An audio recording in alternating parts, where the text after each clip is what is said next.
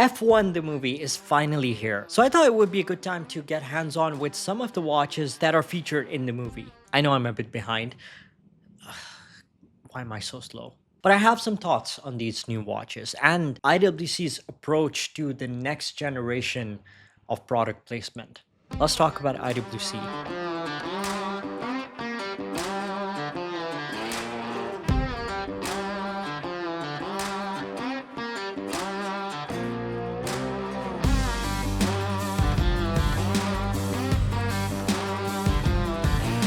During Watches and Wonders week, I covered IWC's releases, but at the time my mind was kind of preoccupied with the new engineers, and I know I've been saying that wrong this whole time, but in this video I wanted to dial back a bit and revisit the 3 new big pilot chronographs that are featured in F1 the movie. But before that, let's talk a little bit about IWC and why I think this partnership just works for the brand and this movie. There's no denying that IWC is a cool brand. The people at the brand are just so cool. They've been one of the brands that have so easily agreed to work with me, not just on these videos, but also during Watch the Wonders. They were one of the first brands that said yes, letting me film their watches, letting me be part of the media at Watch the Wonders. And that wasn't exactly easy to get because there were so many other medias. Being able to get access to watches, get hands-on with them, being able to be there during the presentations along with all those big medias as a small channel, that was amazing. So there is a bit of bias here.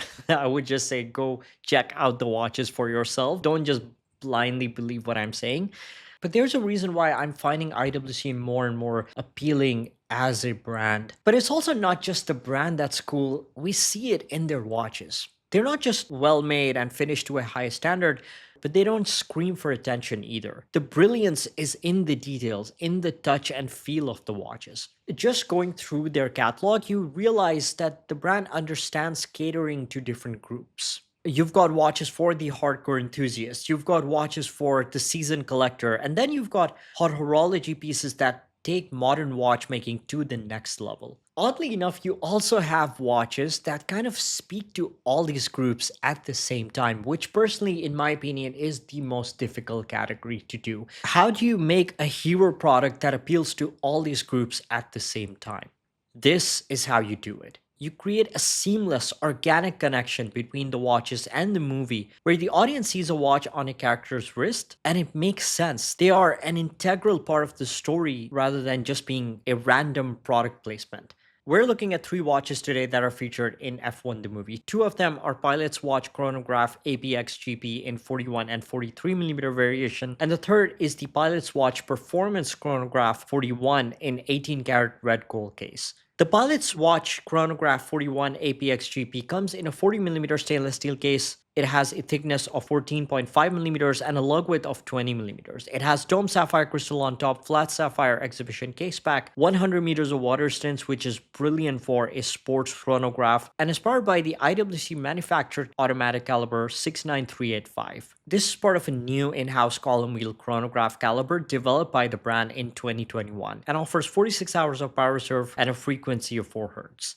The 43mm version, officially called the IWC Pilot Watch Chronograph APXGP, comes in a slightly larger 43mm stainless steel case with a thickness of 14.8mm and a lug width of 21. Like the engineers, the case finishing on these is brilliant. The case is mostly brushed with touches of mirror polishing on the edges that highlight the silhouette and the visual separation between the mid-case, case back, and the bezel.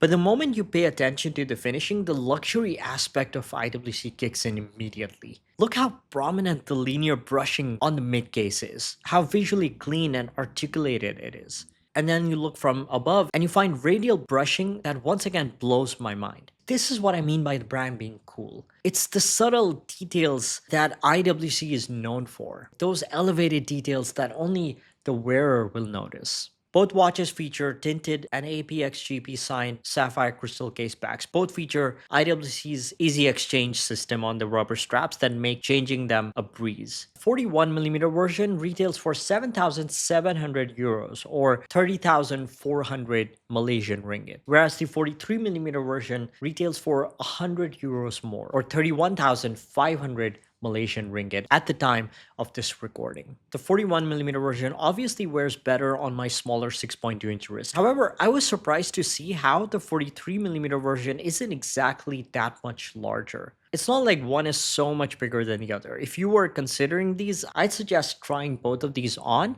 because you might oddly like the larger, the more bolder case size, especially if you have like 6.5-inch wrist. We then come to the most luxurious watch among the three, the Pilot Watch Performance Chronograph 41. This comes in a 41mm case, but now in an 18-karat 5N red gold case, with a thickness of 14.7mm and a lug width of 20mm. Again, 100 meters water stints, dome sapphire on top, flat sapphire exhibition case back, but this time without any APXGP branding. The movement inside is the same as the others, but now we get a ceramic tachymeter scale on the bezel, which sort of hybridizes the performance chronograph as a pilot's watch with a touch of motorsports DNA, making this a unique proposition in the world of motorsports-themed chronographs. The dial is also on the more elegant side, with the APXGP versions having a matte textured backdrop, but this having a glossy backdrop. Being that this has a solid gold case, expect to pay a higher premium, with the watch retailing for 28,600 euros or 113,000 Malaysian ringgit at the time of recording.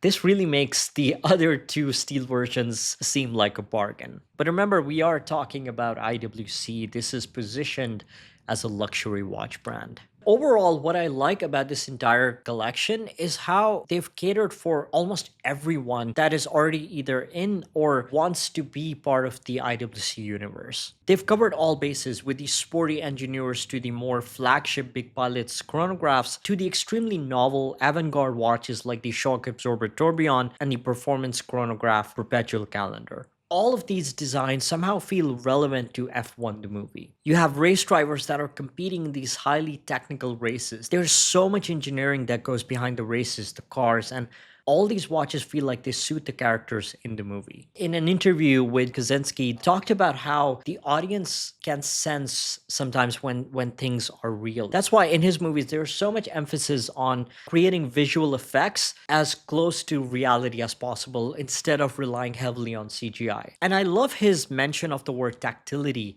in this context because there's such a strong connection here. Because if you've handled an IWC and you've played with those pushers, you'll appreciate how solid and tactile the pushers feel, how solid the movement, the finishing feels when you engage with the watch. This isn't something that the mass audience will think about. These are just things that us watch nerds like to overanalyze. Good marketing, in my opinion, is making a product that's part of the story, that you as a viewer can connect to immediately. And I feel only a handful of brands have understood this assignment. IWC has understood this. What do you think of these watches, and what do you think about this connection between IWC and F1 the movie? If you enjoyed this video, don't forget to like and subscribe. It really helps. Thanks for watching. I'll see you in the next one. Take care.